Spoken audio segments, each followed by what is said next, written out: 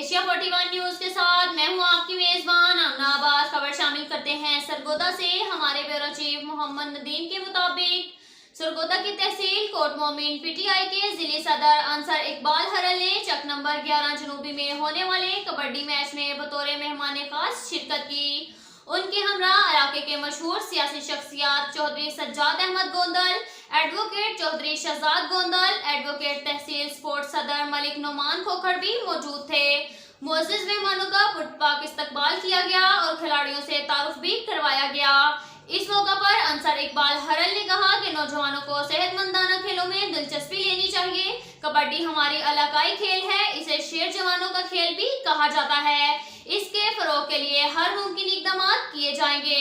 उन्होंने नुमाया कारकर्दगी का मुजाहरा करने वाले मुल्क के नामवर खिलाड़ियों में नकदी इनामात और ट्रॉफियां भी तकसीम की। अब तक के लिए इतना ही काफी है। मिलते हैं अगले बुलेटिन में, हमारे साथ रहिएगा।